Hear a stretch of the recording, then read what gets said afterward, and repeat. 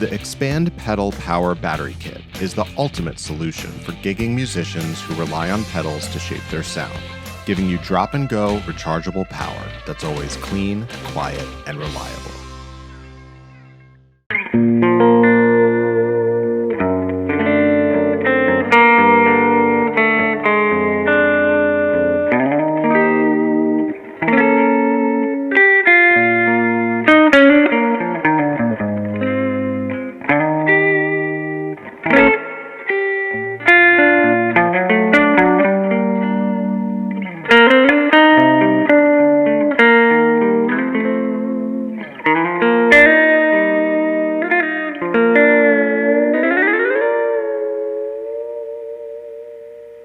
This content's free, our work isn't, so help us out and like and subscribe, right guys? Right. Yeah. Let's go. Hey everyone, this is Chris Kies for Premier Guitar. Extra special rig rundown at a very unique venue in Nashville. If you're an East Nashville fan, like me and Perry are, we love the VFW Hall, number 82, and so's Kaleo. I'm here with Rubin. Rubin, how you doing? I'm doing very good, thank you. How did you guys get linked up to play here?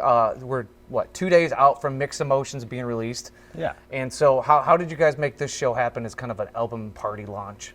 I think just everybody has been here at some point. Okay. Many of us 10 or 20 times. Yeah. Just to see the band and do some dancing and stuff like that. Yeah, Tuesday night honky tonks, love that, Yeah. RIP. Yeah, and it's got such a cool vibe. Like, it's a unique place, really vintage, old school feel. And Yeah, I cheap think beer. Exactly. Yeah, Like $2 PBR. yeah. And yeah, it just has a nice vibe. It's a great place to like have an album release party. Yeah, I appreciate because you guys take risks. This is a safe setting, but you guys have played in a Volcano. You've Very played cool, in the yeah. Iceberg. Yes. What were those experiences like, and whose ideas were those? Was that something an external person outside the band or the camp brought to you guys, or was it something you guys challenged among yourselves? I honestly cannot remember. Okay. I feel like either JJ or Danny or somebody talked about those ideas, Yeah. and we just ended up doing them. I had nothing to do with it, I promise you that. But you were part of them, so what was those experiences like? I'm sure as someone that's never played guitar in a Volcano or on an Iceberg. It was actually really cool and exciting. The Volcano sounds beautiful. I It's bet. like a really big room and the sound bounces off the rocks in a beautiful way. The Iceberg thing was not quite as pleasant. The weather was like a bit rough. It Yeah. was raining. We had a couple of string players that were supposed to play with us. Yeah. And they were set to be on one part of the Iceberg, and that part actually broke off and flipped Global warming. right before shooting. So I'm glad they didn't go out. Yeah. But I'm happy to be playing at the American Legion tonight. This is a Well- lot more comfortable. Yeah, you don't have to worry about your fingers freezing off or your amp drifting away. Exactly. So the new record's coming out in 2 days, Mixed Emotions, and you've recorded the last two here in Nashville. I know other parts of it have been recorded elsewhere, but big parts of those records have been made here in Nashville. Yeah. I got to ask, why Nashville? Nashville is just the best town to record in, isn't Okay. it? Wonderful recording studios, access to all the gear you need, and great producers, and just the right setting for this. And the last record you guys came out in 2021, you had worked with Dave Cobb, and now he's since Yeah. relocated to Savannah. And now you're working with Eddie on the Mixed Emotions record. What was that like, him being Dave's right-hand man who's kind of doing his own thing now? Yeah, just a wonderful experience. Eddie is like a mastermind. He's a fantastic producer and just works really hard, has so much passion for the project. Yeah. And like we were trying to find the right drum sound for a song. We couldn't find it. He stayed up all night. When we showed up in the morning, he's like, guys, I got this. So he's really passionate about getting it done. And, Wow. Yeah. That's got to really feel inspiring or invigorating to have someone outside the camp, the band members, believe in what you're doing as much as you guys do. For sure. To have him chasing it. Sometimes even more passionately than us. Like it's amazing. It's really amazing. His work ethic is incredible and very inspiring. Well, we should mention that this is kind of a special rig rundown, as we alluded to earlier, being in VFW Hall for the release of the album, but it's also special in the sense that you kind of have a sparse rig. A lot of your gear, some of your gear is ahead of you guys for the next tour, the upcoming tour. Yeah, the So- release show is at Red Rocks in Denver, Colorado. And, Yeah. And yeah, some of the gear is over there. So some of your friends are waiting for you, but Yes. you got your core group of buddies. This is my best buddy right now. Okay. It's a 67 345. Okay. Got this at Carter Vintage a few years ago, and I've been in love with it ever since. I don't really know a lot about the details about pickups and stuff like that, but I can tell you that my favorite thing about this guitar is it's a stereo guitar, so the jack is kind of halfway plugged in, and you get this out of phase sound when you use both the pickups. Do you use that sound a lot? Yes, I try to. It's a bit bitey and like it. Yeah. What does your sound guy think of that? Eric gives me a lot of shit for it, I have to say. And he just gives me shit for most of the things I do on stage. Eric's over there off camera laughing. No, I'm sure he has a good EQ on the board. He can just wipe that off. But yeah, it's a wonderful guitar. Can we hear it? Can we hear it? Absolutely, absolutely. So this is kind of it almost works like a wah pedal, the tone button. Here it's really out of phase, as you can.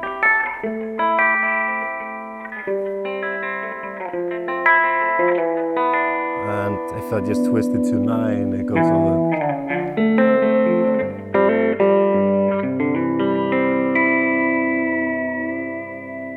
And this is the position I use it most on, just because this is like a wah pedal basically, and you can get all the tones you need from it, really. So both pickups, and then you prefer the out of phase setting? Yeah. I really dig it.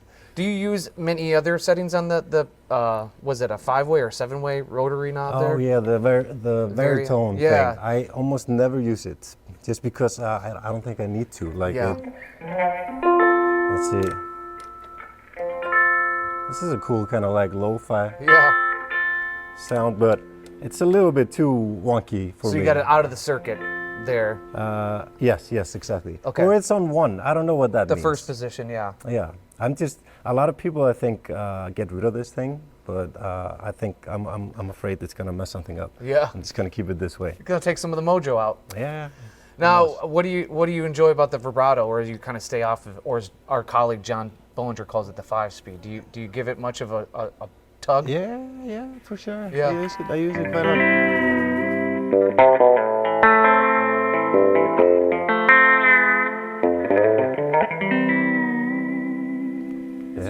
Yeah, it's cool. It's a little bit stiff and it like makes you work for it. But it's a cool bridge. The only downside to it is probably the fact that it's really heavy. It's like when you sit with it, it wants to get off your leg, the guitar.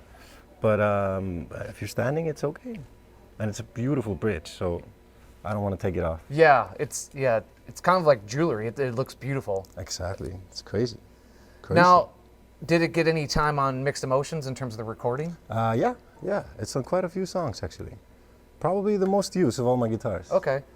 And now, would you say it's replaced? I know that you have it out in front of you in terms of the tour, the Les Paul that a lot of people have seen you with on stage. Yes. Is that kind of taken over some of the Les Paul songs? Probably, yes. Yeah. I feel like sometimes I just play the whole set with this guitar. Oh, really? Yeah. Or the Mustang over here, which we will get to. But, But the Les Paul doesn't get a whole lot of love anymore, unfortunately. Pun intended. Wow, pun not intended. That was good.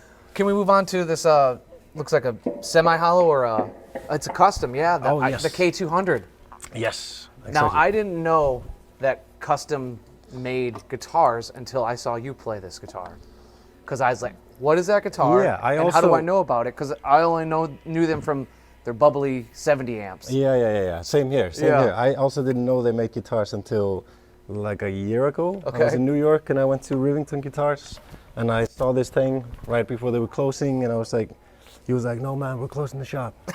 I'm like, can I just try that thing? It looks beautiful. He said, we're closed. I'm like, I'll just take it. Just sell it to me. Oh, so you didn't even play it? No. Sight unseen, unplugged, you got it? Yeah. Buyer's remorse, are you happy? I'm very happy. It's really cool. It's definitely like darker than the... It has like a Rickenbacker vibe.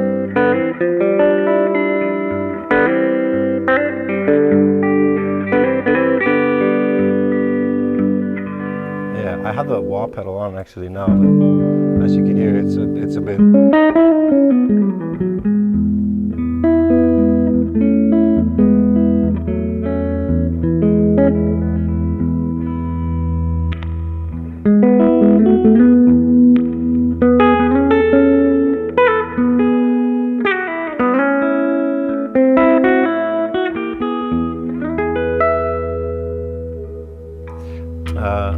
It's a little too dark actually when I think about it now. I kind of like it with the wah pedal on. It balances it out. Yeah, it's a cool guitar. Yeah, it's kind of, it's funny. You take it off the wah, and it does sound dark, muddy, kind of almost loses it. But when you think of wah, you think of it as Mick Ronson or someone that's stepping on it and it's giving it the full Hendrix. But that's a really effective use of the wah to kind of open that guitar up quite a bit. Absolutely. It was actually open on the other one as well. So you get double filter going on with that, with the out of phase and then the wah. Exactly. I just love that. I love having control like on tone knobs and the wah and everything, and just shaping the tone. And sometimes I run into trouble with it. Like we have a loud band, we're playing rock music, and sometimes something pointy and weird, like it doesn't work. Sometimes you just need like a heavy bottom, a rich tone, you know what I mean? Which doesn't sound good on its own, but in the band it sounds fantastic. Yeah. I feel like this is the problem with playing guitar. It's like it sounds great by yourself, but as soon as you play it on stage, it like disappears in the mix or something like that. So I'm always running into problems like that. And I'm sure it's such a thing too. Like you're saying, the experience that you have with it, guitar being your main instrument is, you get a guitar, you play it, and then you get it and bring it to the band. You guys jam.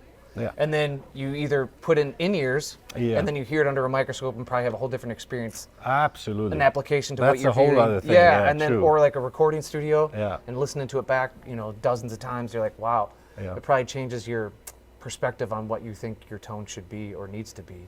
Absolutely does. Using in-ears has changed everything about the way I approach guitar. Usually I'll have the amp off the stage. I won't even hear it, just in the ears, and it sounds so different, and you have to dial it in differently for sure. Yeah. But that's the realistic sound that it's giving you, how it's sounding in the PA probably, closest to it. Yeah, it's such a unique thing that you as a craftsman have to think about when it comes to creating your tone and where it's applied in different formats, whether it's a record or you playing. You might think a new pedal's rad, and then you bring it to the band and you're like, this isn't going to work. Absolutely, it happens all the time. That's why I have 50 pedals sitting in a storage unit. That's why we can do a rig rundown with you once a year. Exactly. Well, should we move on to the Mustang? Yeah. Cool. Now, where did you pick up the Mustang? The Mustang has been with me a lot longer than these two. Okay. I think I got it in 2016 at the Chicago Music Exchange. So you know all the good stores. Between Carter's and... Man, we had so much fun, like coming to the States for the first time. Like, I had one electric guitar. Did you go in debt? Yeah, well, close to bit. it. I spent all my money, at least. But this one was quite cheap, though. $1,300 at the time, but it's a refinish, so that brings the price down a little bit. Okay. But this one is really... it has new strings on it. He just changed the strings. Matt, our guy, our new guitar tech. Do you change strings every show? No, I never change strings. Like these have stayed on here, like this one since I got it in like 2022, I think. Wow. And this one, I don't know. It has flats on it, the Kustom, and they have stayed on there since I got it too. So those strings you didn't even put on. Those strings came with the guitar? This one got a fresh pair when I got it, but it's been there for 3 years now. That's a testament to you as a player. If you're like, hey, I don't even care what gauge they are, just keep them on. Yeah, usually like every time somebody changes my strings, I feel like I get the guitar and I'm like, oof, that's like, that's not nice. I like it when it's a bit greasy and a little bit dead, especially on the Mustang, because it's a really like short, sustained, kind of punchy guitar. Yeah. And I really like it when it's a little bit dead, and I don't know how to describe it. I'm not gonna try to find the words. Yeah. Well, let's hear it as it is in its current punchy state. Maybe no wah pedal is.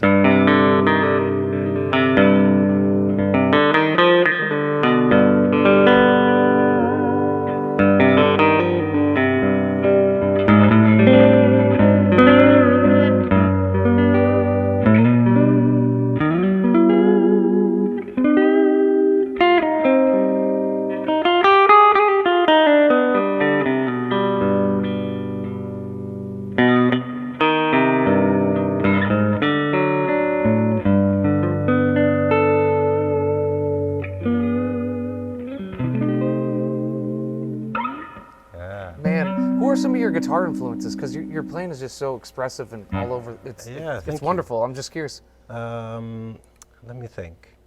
The first guitar hero of my life was actually Kurt Cobain, and Mustang. I know, a Mustang and a Jaguar for sure. Yeah. But I don't think I play very much like him. At least not anymore. I did when I was 12. Yeah. And then I went through a lot of like really fast technical players like John Petrucci, like Dream Theater, and like Megadeth and stuff like that. Fell out of that phase and got interested in Delta Blues, Robert Johnson, Johnny Hooker, and stuff like that. Johnny Hooker is still probably one of my favorites. Like I love that. And then Ry Cooder, of course. I feel like every guitar player has to be inspired by Ry Cooder. It's impossible not to. And then just Django Reinhardt. I had a phase of really digging into that. And you have a good taste in music stores and musicians. yes, okay, thank you. We agree on this.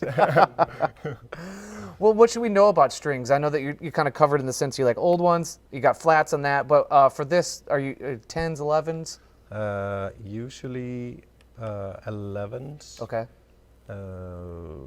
And for the flats, probably 12s, Okay. I think. And I don't know the string brands. Okay. Because I don't change my strings myself You very don't much. need to, yeah. But whenever I have to do it myself, usually at home, I break a string and I have to go do it. What a luxury, huh? I'm talking, that's crazy. I just buy the Darios or something. Yeah. I think. We love D'Addario. They sponsor the Rig Rundown, so we're big fans. Well, good. I hope they sponsor us too. Although I think Ernie Ball is sponsoring us. Sorry, Ernie Ball. Bidding war for Rubin. Are we always in standard then? Or are there any other tunes you use? Most of the time standard. Okay. I will sometimes tune it down to I'll tune this down to D, and it's a little Mighty Might Rumbler there, yeah, because of short scale, yeah. Yeah.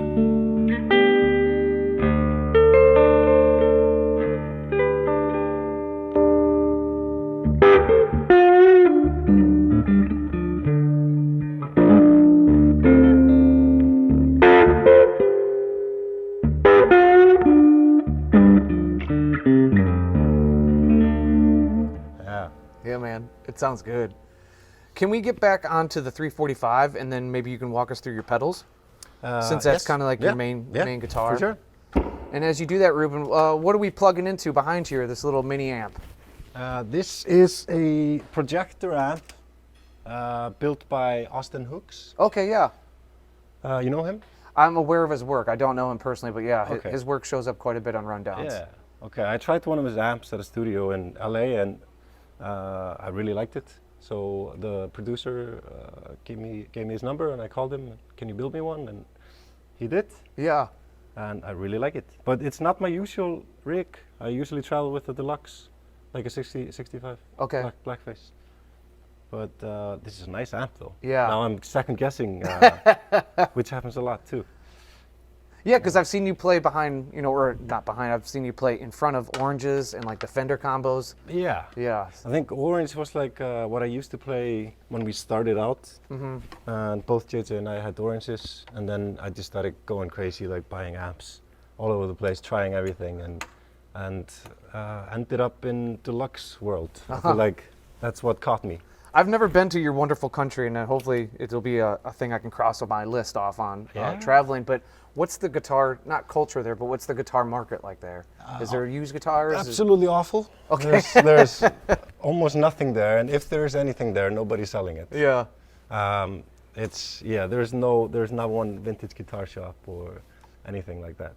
But So you're doing all your hunting over here once you get stateside or for other sure. European countries. And the players at home do the same. They travel around and pick up guitars, and usually they don't want to sell them. Gotcha. Yeah. And you were saying that Les Paul, that people are kind of affiliated with you, and a lot of your work is one of the first guitars that you bought, and you got that in Iceland, right? Yes. That was a 2007 standard faded Les Paul, which I really like because it's light. It's got like a semi-hollow body. Oh, like chambered. Yeah. Yeah. Exactly. And it's a great guitar. and it's a good year. Yeah. 2007 is a good year up here. Hey y'all, I'm John Bohlinger with Premier Guitar. So our rig rundowns for a long time now have been sponsored by D'Addario. And I'm thrilled to be using the D'Addario Expand Pedalboard. I've got this little guy that fits in my gig bag, and like many of you, I'm changing pedals all the time. I love having a board that can shrink as I'm shrinking my board or expand as I'm expanding it. And that's why I love the Expand pedal board. Their patented telescoping technology lets me instantly change the size of my pedal's playground. It also features a unique cable management system and comes fitted with loops of Velcro, keeping everything neat and easy to swap. The two Expand versions comes with either 1 or 2 rows depending on your needs. So a big thanks to D'Addario. Now, let's get back to more rig rundowns. Let's move on to the pedal board. Yeah. And this is what you said, this is your pedal board, nothing reduced here. This is what you got on the road. Yes. Okay, so great. I usually travel around with this thing in like a shoulder bag. Okay. Because it's easy to take anywhere, and it doesn't have to stick to any touring rig or anything like that.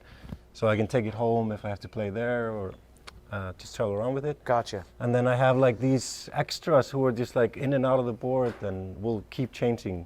But kind of, yeah, this is the staple right here. Okay. Well, walk me through what you have and how you're using it. Yes, sir. So we have a tuner. You gotta have that. We have a volume pedal for swells and stuff like that. There is a whammy ricochet over here, which is probably like the most funky pedal on the board.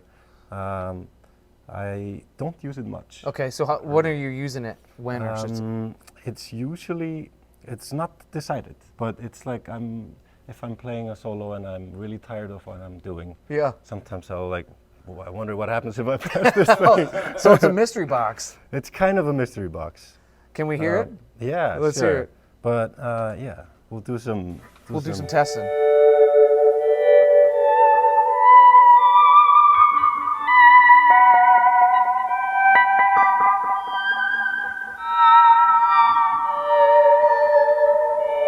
Can be used for something like this. Yeah. Like pretty stuff. Yeah, but it's a cool pedal. Yeah. All right, and then we got the color box, the JHS there. Next. Yes, this is something new that I'm just kind of trying out, but it's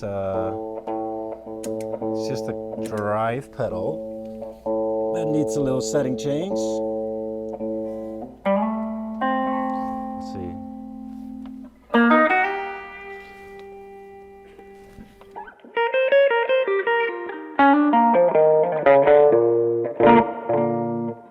I feel like it's not doing much, is it? Yeah, it's a, it's kind of it can be a subtle pedal. I know that Yeah. from people that used it. It's like it's got this cool setting, the high pass setting. Okay. So it kind of rolls off the.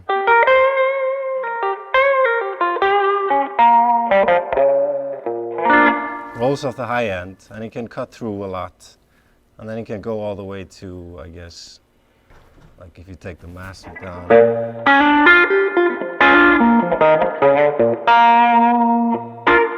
I noticed a lot of what you're doing with the guitar and the pedals so far is you're either reducing frequencies or emphasizing certain ones. You're almost doing like a addition by subtraction in terms of like not having a huge full sound. Yeah, true. Trying to get like more like an arrow. Yeah, cool. That's a good way to put it. Yeah. Yeah, for sure. Yeah, I just think that's often a more interesting sound than the full body one. Yeah. Well, you got a lot going on here. You got pedal steel, times lap steel. JJ's Yeah, playing true, guitar. true. You got to find your lane and hit the gas. It's probably me adjusting to whatever space I'm getting. Yeah. So we got getting onto the board itself. Now we have the Octafuzz from Full Tone. And what's the Yes. one above it there? This is a interesting one. This is the Cookie Monster. It's from Isle of Tone. Do you know those guys? I'm not familiar. Okay, it's this guy from. Love the name though. His name is Joe Hooper. Okay. The guy, he's from Austria or Germany. Sorry, Joe. and he is making these by hand. I bet you it's like a reverb pedal based on its name and the Cookie Monster logo. It is actually a fuzz pedal. Yeah, I figured. Yes. This was a joke. Okay.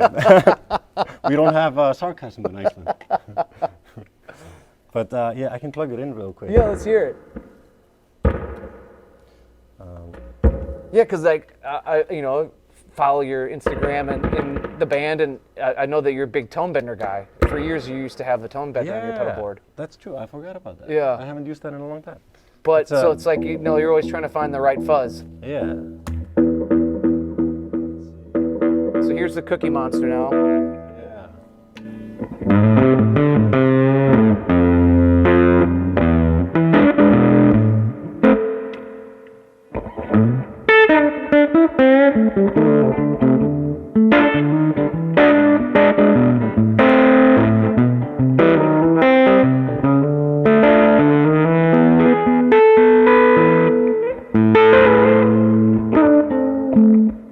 That's the Cookie Monster. Yeah. I take that with a side of milk. Yeah, Yeah. Cookie Monster, yeah. Right? Sure. So can we hear the octafuzz? Okay. How are you Very using that? similar thing. Let's compare the two. Okay. Let's see what happens.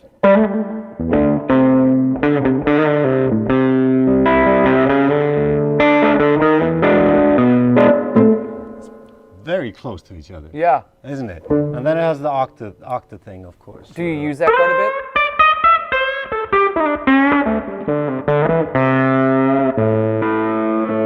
Yeah. Yeah. I noticed on the dial on the right is that the boost control.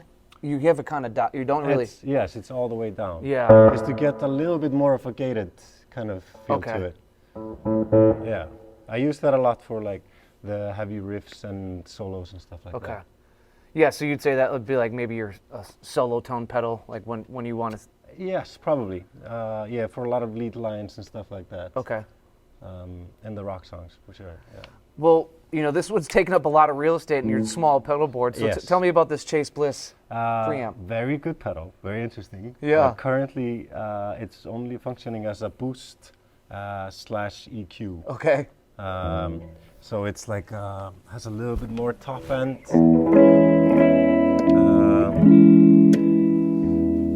It's basically just a little bit louder and a tiny bit of crunch.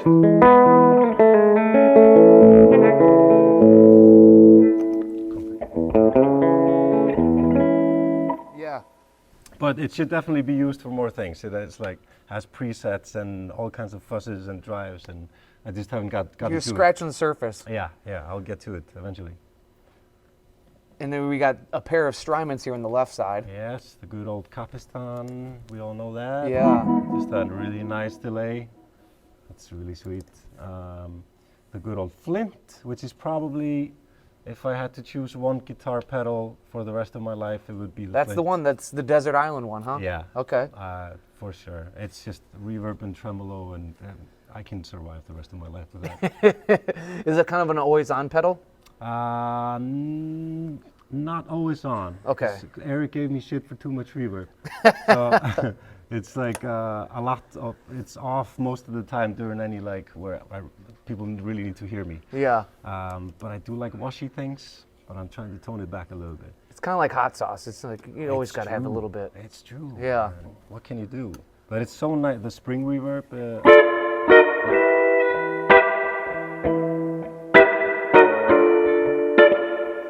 Perfect. Yeah. Do you ever use the tremolo? Yes. Yeah. Yes, I do. I love it. I really like the photo setting on this Yeah. thing. And like when you put the intensity high, it's like.